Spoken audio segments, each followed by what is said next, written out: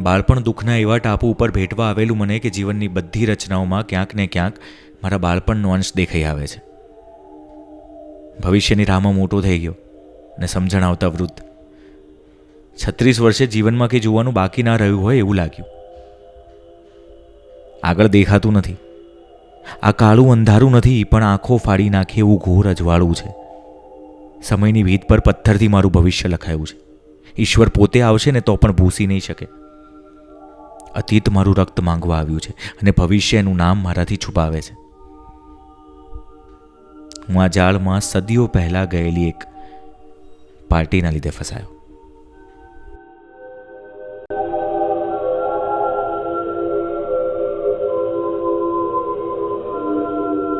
બાર September 2002.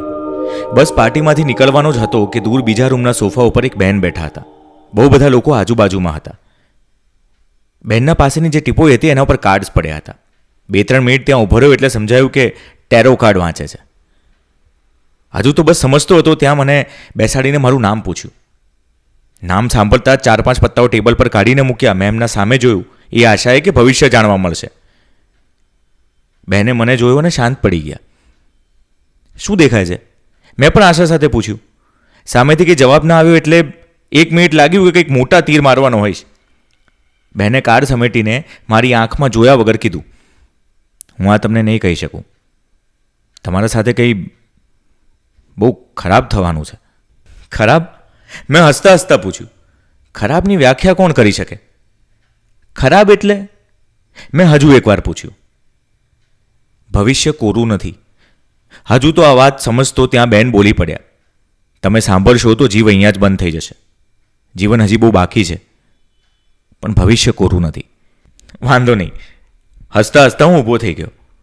આ બધું એમ પણ ખોટું હોય. પણ આવું કેમ કીધું હશે? એક બેચેનીએ મારી અંદર જન્મ લીધો હોય એવો અહેસાસ થયો. આજથી પહેલા ક્યારે પણ આ બેચેનીના જન્મનો વિચાર આવ્યો નહોતો. આજે સમજાયું કેમ કે આ બેચેની ઉગવાની ખબર મને પડી રહી હતી. મારા શરીરમાં હવે સુખ અને દુઃખ માટે પણ જગ્યા નહીં બચી હોય, એમાં બેચેની ઉગશે તો એને ક્યાં સમાવીશ?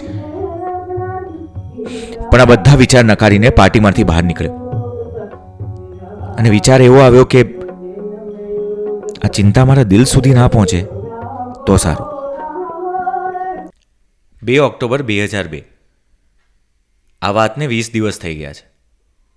હું એ પાર્ટીને એ જ રૂમમાં રોજ ફરીને પાછો આવી જાઉં છું. છેલ્લા 20 દિવસથી મેં પોતાને રોજ પોતાની ડાયરીમાં લખ્યો છે, દર્જ કર્યો છે. વર્તમાનના અજવાળાને તોડીને મચોડીને હું આ સમય પર પહોંચ્યો છું, જ્યાં ભવિષ્યની બેચેની હવે મને ખાઈ રહી છે. પણ હું તો એવો માણસ જ નથી જેને આ વસ્તુ હેરાન કરી શકે. તો કેમ મને આટલી બીક લાગે છે? આજે હજુ એક એવી રાત જતી રહેશે જ્યાં મને ખબર નથી કે પત્તા ઉપર એવું તો શું લખ્યું હશે. વિચાર એવો પણ આવે છે કે શું એ બહેનને ટેલિફોન કર્યું અને પૂછી લઉં. 7 ઓક્ટોબર 2002. જે વસ્તુને હું ઓળખતો નથી એ વસ્તુ જ્યારે નજીક આવશે અને મને બોલાવશે તો શું મને સમજાશે કે આ એ જ વસ્તુ છે જેનાથી મારે ચેતીને રહેવાનું હતું? અમુક વસ્તુઓ હવે હાથમાં નથી રહી. જીવન ટટ્ટાર રાહ પર આગળ વધ્યું છે. કોઈ દુઃખ એટલું મોટું નથી લાગતું અને સુખમાં સતત એવું જ લાગે છે કે જાણે હમણાં દરિયો આવશે અને લઈ જશે દૂર એક એવા ટાપુ ઉપર જ્યાં જીવનના પહેલા ભાગના અંતિમ ક્ષણો કાઢે. 15 નવેમ્બર 2002. શું આ જીવન રાહ જોવામાં જ પતી જશે? અંત ક્યાં છે? અંત શું છે? હું દુઃખ વગર રહેવા નથી માંગતો, કારણ કે ખબર છે કે દુઃખ ના મળ્યું તો સુખ સુખ નહીં રહે અને બસ પછી બાકીનું જીવન પાછું દુઃખની રાહમાં કાં તો દુઃખની ખોજમાં નીકળી જશે. વાત અટકાઈ ગઈ છે. એને કદાચ હું ગમું છું, પણ ખબર નહીં એને મારામાં શું દેખાયું હશે કે આજે 2 વખત ટેલિફોન આવ્યા છે. કાલે વિચારું છું કે વહેલું ઉઠવું, એના માટે હલીમ લઈને જાઉં, બેવ ખાઈને મસ્ત. આજની રાત ઊંઘ સરસ આવશે. 3 જાન્યુઆरी 2003. ये बड़ी अजीब बात है, जब तुम 2 अलग अलग दुखों के लिए रोने लगते हो और पता ही नहीं चलता कौन से आंसू कौन से दुख के हैं. 10 જાન્યુઆરી 2003. થાક હવે સમજાય છે. વાતો જાણે પૂરી થઈ ગઈ છે. આજે મને પેલા ટેરો કાર્ડવાળા બહેન યાદ આવે છે. આજે એમણે કોનું ભવિષ્ય જોયું હશે? એ પાર્ટીને ખાસ્સો સમય થઈ ગયો છે, પણ ક્યારેક જો યાદ આવી જાય ને તો વિચારે ચડી જાય છે માથું. ભવિષ્ય હવે બીવડાવતું નથી, બસ સતાવે છે. આ છેલ્લા 3 મહિના બહુ ભાગાદોડીમાં વ્યસ્ત રહ્યો. 26 જાન્યુઆરી 2003. આજથી 2 વર્ષ પહેલાં ભૂકંપ આવ્યો હતો. જો નીચે પડતા માણસો ઉડી શકતા હોત તો જીવનની મજા કંઈ ખોવાઈ ના હોત. ચીનુ, આદિલ અને રાવજીની આજે પણ બહુ યાદ આવે છે. 17 જૂન 2003. આ જીવતા જીવનમાંથી જેટલું જીવી શકાય એટલું જીવી રહ્યો છું. સમય મને માફ નથી કરવાનો. મારા ગુના બહુ ઊંચા છે. દરવાજા જોડે વર્ષોથી ભેગી કરેલી આશા પડી છે અને એ બસ આ રૂમની ખાલી જગ્યા પૂરી રહી હોય એવું લાગે છે. મને કોઈ જોશે ને આ વાંચશે તો એને ચોક્કસથી એવું લાગશે કે આ કેટલો નિરાશાવાદી માણસ છે, પણ એવું નથી. હું બસ કદાચ અહીંયા થોડો વધારે ભાવુક થઈ જાઉં છું. જેમ જેમ જીવન આગળ વધે છે એમ ખબર પડે છે કે જૂની વાતો ભૂલી જવી જરૂરી નથી, પણ એ આપણા અંદર એક ઘર કરી દે છે. એ પત્તા પર એવું તો શું લખ્યું હશે? એટલું તો શું ખરાબ થવાનું હશે? અને કેટલું દુઃખ લાગશે? તો બહુ દુઃખ લાગશે. 23 જુલાઈ 2003. રોજ દરિયા કિનારેથી કેટલીય નાવ ઉપડે છે, પણ એક પણ નાવ ત્યાં નથી જતી જ્યાં અતીતના જીવડાઓ મને ખાવા ના આવે અને જ્યાં ભવિષ્યની કિરણો દિવાલ તોડીને મને આંધળો ના કરે. હું વર્તમાનની બહાર ક્યાંક ખોવાઈ ગયો છું. મૃત્યુ હવે નજીક હોય એવું લાગે છે, પણ એ ખબર નથી પડતી કે જે ખરાબ થવાનું હતું એ થઈ ગયું, કે મૃત્યુ જે સમય છે જેને પેલા બહેને ખરાબ કીધું. મારે આત્મહત્યા કરવી છે. 24 જુલાઈ 2003. પ્રયાસ નિષ્ફળ રહ્યો. 4 ઓગસ્ટ 2003.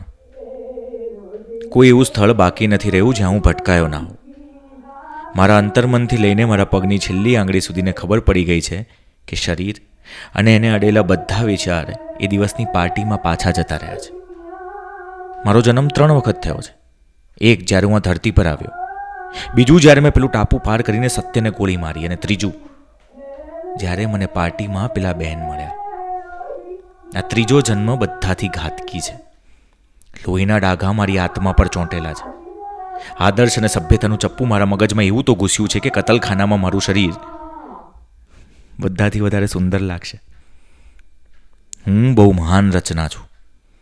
હું દુઃખની અંદરનો ભાવ છું. એ બહેને મને ભવિષ્ય નથી કીધું એટલે નહીં કે એમને ખરાબ વસ્તુ બોલવી નહોતી, પણ કેમ કે એમને આ ખરાબની સમજણ પાડવી નહોતી. 12 સપ્ટેમ્બર 2003. આ બધું મેં નથી કર્યું. આ બધું એ રીતે ગોઠવેલું છે કે આ બધું જાતે જ થયું છે. બધા બધે જાતે જ પહોંચ્યા છે. હું પાર્ટીમાં ગયો ત્યારે બધા ત્યાં જ હતા. હું પાર્ટીમાં જ્યારે જ્યારે પાછો ગયો ત્યારે ત્યારે ત્યાં જ હતા. હજુ હું એ જ પાર્ટીમાં છું. અચાનક મારું આ કાગળ, નીચે ટેબલ, મારી પેન, મારા કપડાં વરાળ બની રહ્યા છે.